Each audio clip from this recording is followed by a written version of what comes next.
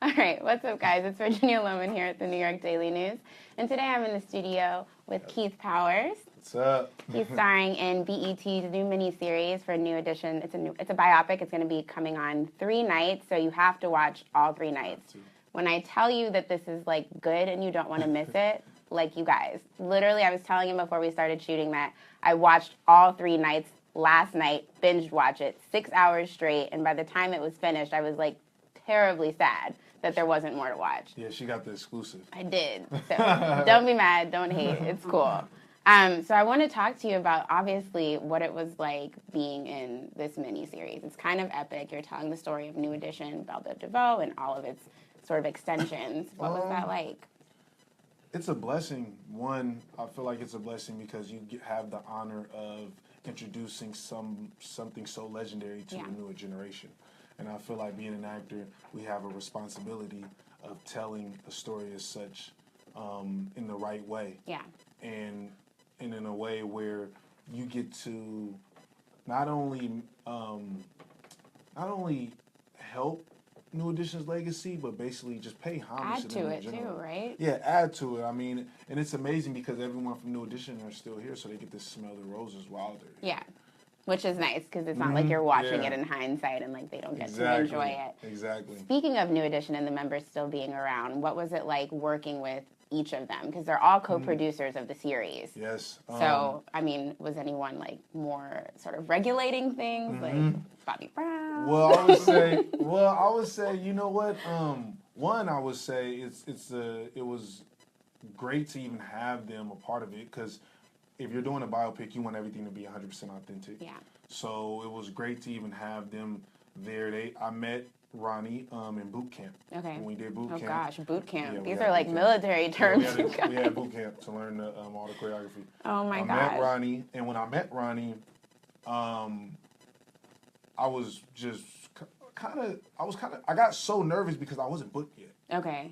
They had me meet the cast, and I wasn't booked yet. They had me actually do boot camp with the cast. That was foreshadowing. That was like a sign that, like, look, you've actually got the role. We just haven't given you the paperwork yet. When I walked in, Michael Bivins was already like super ecstatic. He was like, "Man, I'm so glad that this is a great choice.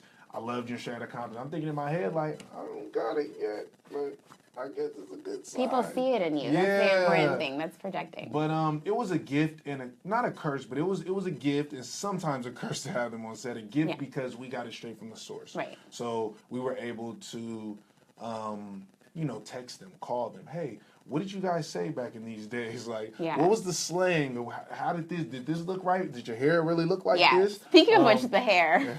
Oh my God. All of the hair pieces in this movie are, well, can I call it a movie? Yeah, I guess a series, it's a biopic. Movie, event. It's intense. You've got like a full Jerry curl situation going on. Yeah, I have about... And bleached brows. Was that a thing? Did he do that? Well, his eyebrows were light. Okay. So they used, like, they lightened my eyebrows and they trimmed them down as much as they could. I don't know why, but my eyebrows would grow back, like, the next day.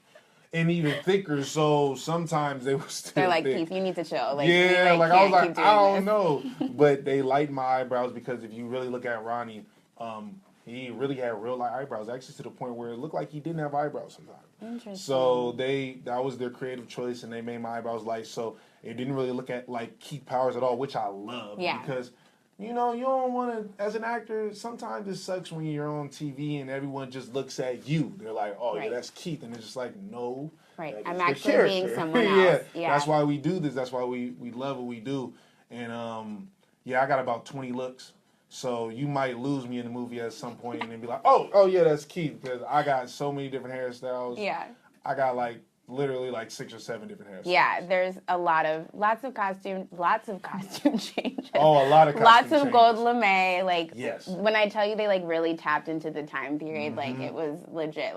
There's one scene, and I'm not going to give it away, but when they're kids and they're wearing the cowboy sort of fringe situation, and it's good. I love it. Shout out to Wardrobe. Wardrobe and hair did an amazing job. They had one of the hardest jobs ever. We did not get to do really a hair test. We did 1 day of hair tests, so they were basically hair testing us same day we were shooting. So we would have to go to set 2 hours earlier just so they could test our hair. Oh my gosh. So shout out to them. And were you practicing in the hair as well? Because I'm just imagining lots of sweat. Like, you've got the tape and like a whole situation. Oh yeah, it was like crazy because we had to do one of our routines is 10 minutes long. Oh my gosh. I'm telling you like that right now. Imagine doing that. And that's without practice. That's just the routine. Man, imagine doing that 30. Yeah, you get right into it. So imagine doing that like 30 or 40 takes or something crazy the whole day. Yeah, you're sweating like crazy. And then having to do it with like a wig on. Yeah. It just makes more work.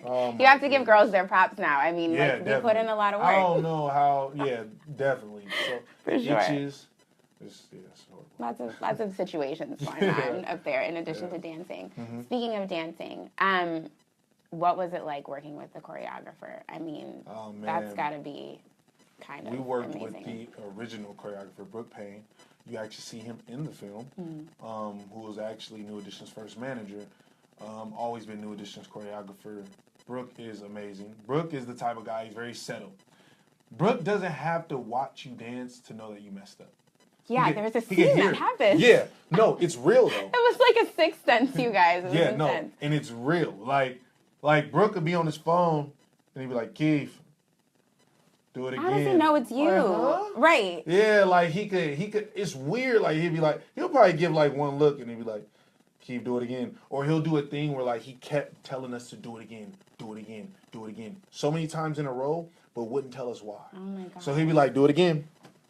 Do it again. He'll just like keep resetting the song. Memory? Like, I have no idea. He'll keep resetting the song. We're looking like, what is it? Then we've had enough, Brooke. Thank you. Yes, and when he tells us, it's like, oh, we didn't. Oh, okay. Oh, so my gosh. Brooke is just like, I mean, him and Leon, his right hand man, they did all this from all these dance moves from the ground up. I mean, of course, they're inspiration from Jackson 5, the Temptations, and stuff like that. Everyone draws from somewhere. Exactly. It's a sign that you're Nothing great. new under the sun. Right. Yeah, but they just knew, and it was amazing. Would you guys like play tricks on Brooke? Like, okay, I'm gonna mess up this time, but like act like it's you. Like that would be me. That would be me all the way. We couldn't really play too many tricks in boot camp. We only had 3 weeks to embody what they've been doing for 30 years. Oh my gosh. And that okay. Well, now it makes sense that you use words like boot camp because that's exactly what that is. Yes, we had to.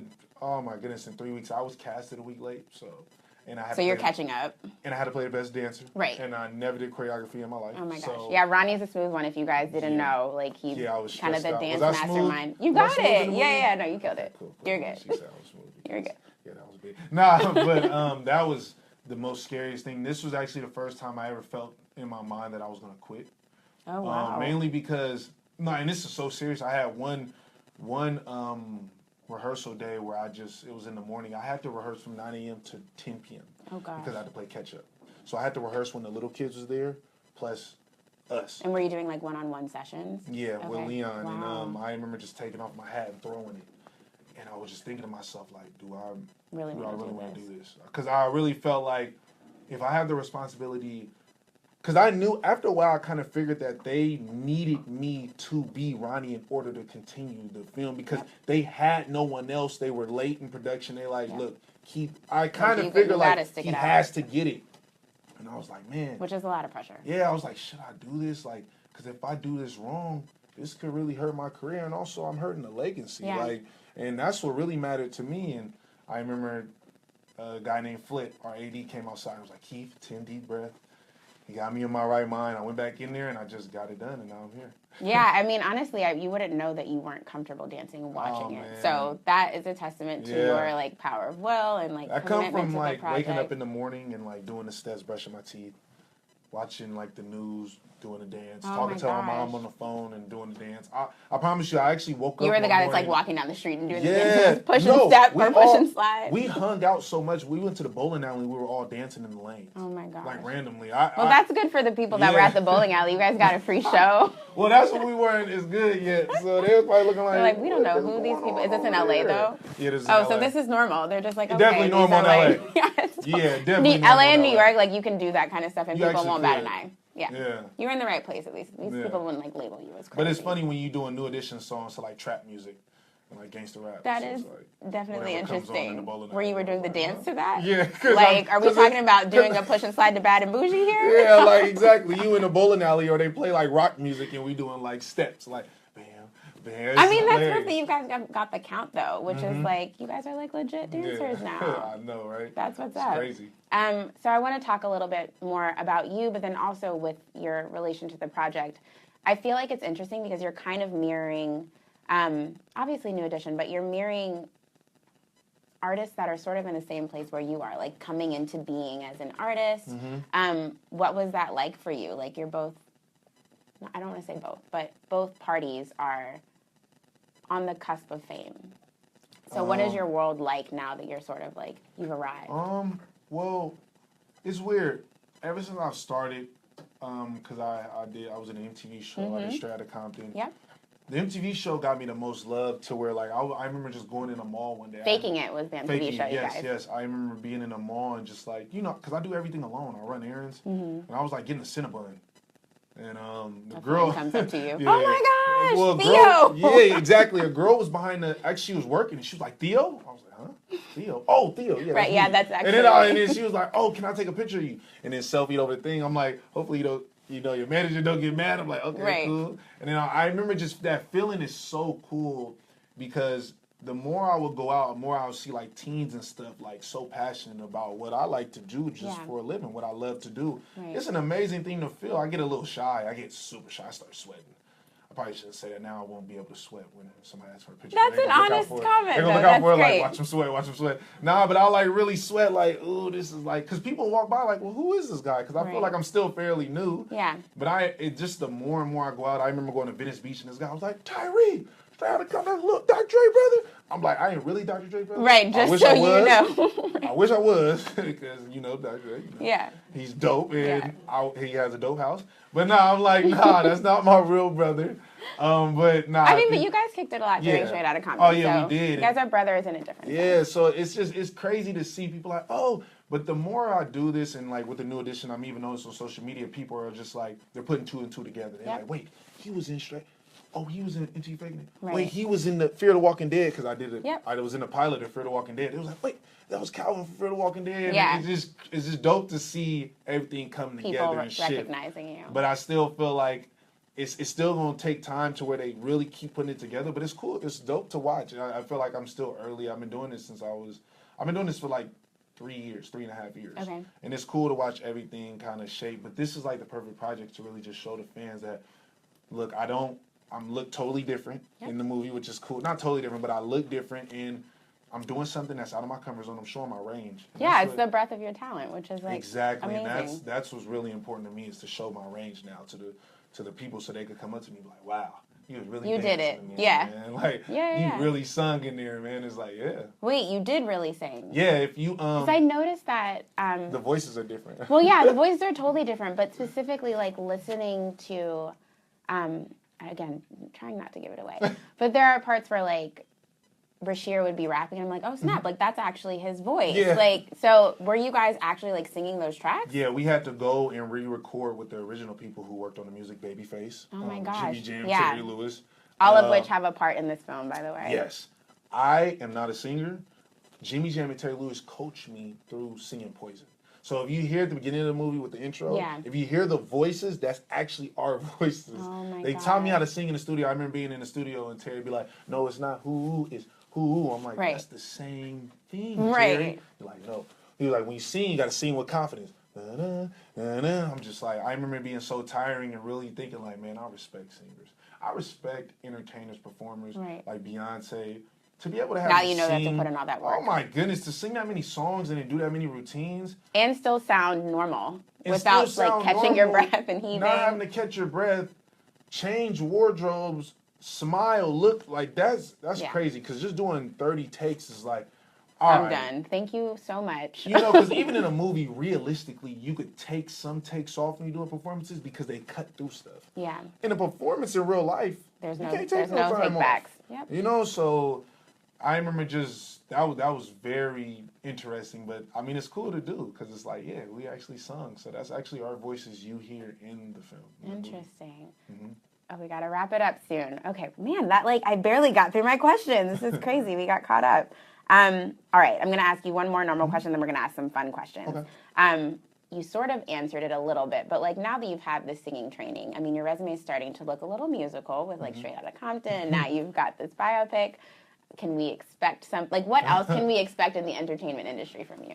I won't be doing if anything. I won't be doing any music. Okay, you're not the guy that's gonna like drop an EP soon. I freestyled on Sway, which is super fun. Oh, that's awesome. And everyone loved the freestyle. Surprisingly, I was like, "Whoa!" I'm getting a lot of comments on my Instagram and everybody from my hometown. But I'm really just focused on acting. I mean, hopefully get into producing later, just so I could produce my own films. And also, my whole goal is to give kids chances from my city. Yeah. So, hopefully I can produce my own films and I could hold casting calls in my original city. So then you could give these kids opportunities, because where I come from, what I'm doing just seems so far out. It seems like Mars. Right. But it's not.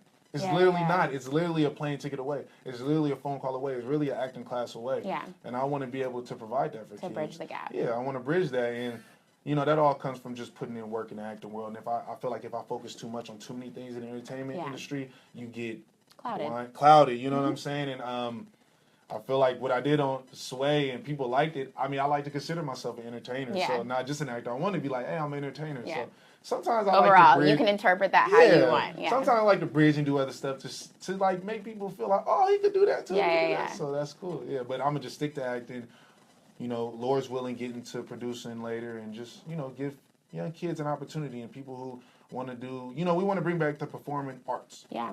Nowadays, kids on their iPad or they on video games, and there's no such thing as going outside. Yeah, and like I want kids to be like, oh, I want to.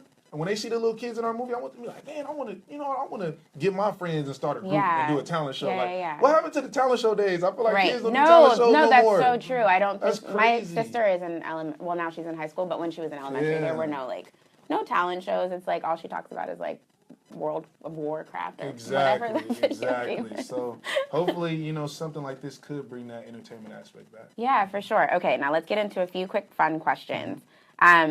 All right, obviously New Edition has a song Poison, and they always say, don't trust a girl with a big butt and a smile. Yeah. What are two things that you don't trust? Well, two things that I don't trust, in general? Sure. Or with a girl? You know what, let's go with the girl. That's more salacious. Two things I don't trust. Watch what you say here. I know. This is you just it's live. You just put me on the hot seat. I did. It's a tough one. Oh gosh, I'm worried. I would just go with BB said, never trust a big button to smile. Don't trust what you see on the outside. I'll say that. Okay. Don't fully trust what you see on the outside. Really get to know a woman. If you really want to pursue her and be serious, really get to know her, because I learned fast that personality is 95% of it, because looks fade and looks get old after the second month that you're into. Let's not we're getting relationship advice from Keith Powers. For real, I'm telling you, personality is everything. So don't just trust what you see on the outside. That's real. I know it sounds corny, but it's so real. Of course you're going to be attracted to what you're attracted to. Right. But that personality is everything, man. If I can't you can't necessarily spend all of the time with just the big butt and the smile. Yeah. You've got to have a conversation. Smile, There's got to be more. But you gotta have the soul, The soul and the butt and the smile. Yeah, exactly. Okay, finish this New Edition lyric, and I'm gonna rap the first part, or attempt. I'm only saying 4 words. Uh-oh. My girl's like candy, a candy treat. She knocks me high up off my feet. She's so fine as can be. I know this girl is just for me. Hey. Nice. Okay, and last question. Obviously, you're based out of LA now, but we're in New York. What is, do you have sort of a quintessential New York moment that you've experienced here? Well, one, I love New York. Let me just say that. I'm in love with New York. When I come here, I don't feel like I'm too far away from home. I feel like California is literally an hour away. I swear I don't know what it is. They're sort of on the same wave in terms of energy and. I feel like when I come here, I'm like, cool, put my bags down, let me go walk outside. Yeah. I don't know, it's weird, but one memorable. I remember when I was just a model, I had got a billboard in Times Square. Just a model. By the way, he's worked in Milan Fashion Week, so it's not just a model. when I first was in the entertainment industry and I was modeling at first, and that was a memorable moment. And now, 3-4 years later, we have billboards in Times Square right now for New Edition. We have a digital billboard, and it's just crazy. It's a full circle moment. It's a full circle moment, and I think I remember coming out here. I did a lot of stuff on my own. I always walked by myself in New York, and I just remember looking up at Times Square like, dude, this is crazy. Like looking around like, I'm really in New York, you know? Because when I look at New York, I think about my video games and looking at what you've video seen games. on TV. Yeah, being in set in New York and just looking like, man, this is New York or Spider-Man. So it's like, dang, like this is really New York. And I remember just that feeling was everything. Maybe one day I come out here for New Year's when the ball drop. It sounds corny and cliche. People sometimes like, I don't know if you like that. Yeah, I don't know if you want to but do I that. just want to say New Yorkers would never do that only because it's way too crowded. It's too crowded. But I mean, just to see it, I guess just that feeling of seeing it just gives me satisfaction. Yeah. I will say I don't recommend going down and like being amongst the people in Times Square. Too crowded? But it's way too crowded. But like do something from like a hotel rooftop or like. I guess I just want to see it from a high and just see the and the people go crazy. I just want to video that. That'd be the best feeling. Okay, and last question about this biopic: what did you learn personally through doing this? Well, one thing I learned is professionalism is everything. That's a lost art I feel in our generation. In New Edition, we're very professional. I'm talking about from going from fighting 1 second to the other second on Soul Train Awards, giving their best performance. Yeah. Fans would never know. Yeah. Because they were so professional and because they love the craft so much, they weren't going to let what happens between them personally affect what happens on that stage. So it's professionalism, it's brotherhood, and chemistry. Chemistry is everything. Yeah. And working with an ensemble and really taught me, like, dude, like, you have to have chemistry on the set or any place you work in order to keep the machine going and keep the goal going. And having the same goal, that stuff matters. And man, I learned so much, and I learned more about New Edition. That was tight. I got a history lesson. I get to talk to Ronnie. I get to call him. Nice. You know, now you guys are cool now. Yeah, I get to call people like Dre and Ronnie DeVoe and stuff. Like, that's crazy. No, it's really cool. But it's like, and Bobby Brown. Yeah, no, that's I get to call Bobby. Bobby is super cool, man. Love Bobby.